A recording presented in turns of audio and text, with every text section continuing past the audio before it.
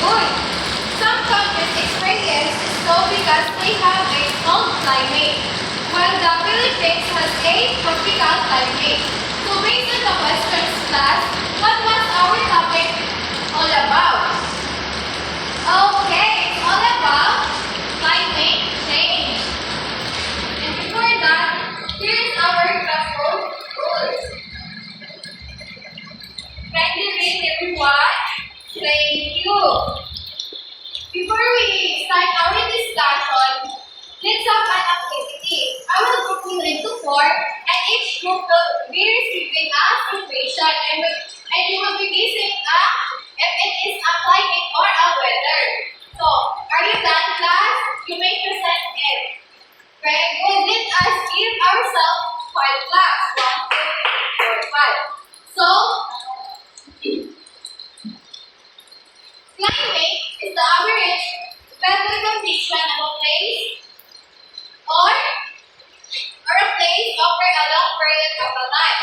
And weather is the condition of the atmosphere at a particular time and place changes from day to day. So, here's the weather is a short term, changes daily, rainy to day. And the climate naman is long term, changes slowly, tropical climate. So did you understand that?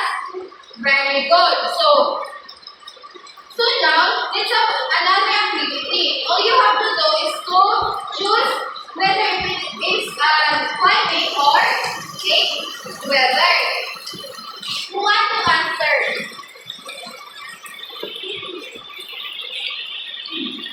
Okay, all of your answers are correct. Let's give 3 claps to those students who answered. So now, I have here a question. Why is weather forecasting important? Very good. That's because weather forecasting helps us know if we should bring umbrella or wear a light clothes. So how does climate affect farming, clothing, and transportation? Yes, Ray. Very good. Is that because climate affects farming, clothing, and transportation? Because farmers plant crops depending on the climate, and people wear clothes suitable for hot or cold weather. And heavy rain or storms can make transportation difficult and dangerous. So did you understand that? Okay, very good. So now let's have a group activity. I will group you into 2 groups, and each group will be creating a Venn diagram under the mechanics. Can you read everyone? Okay, you may start now. Are you done, class? You may present it in front. Okay, again, class, what was our topic all about? Very good. It's all about climate and weather. So what is climate? Climate is the average weather condition in a place over a long period of time. Very good. And what is weather? Yes, Lexi? Very good.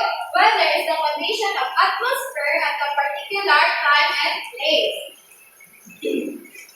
Always remember, class, that the weather refers to the day-by-day condition of the atmosphere, while climate refers to the usual weather pattern that takes place over many years. Did you understand, class? Okay, very good. So now let's have a quiz. Are you done, class? You may pass it forward.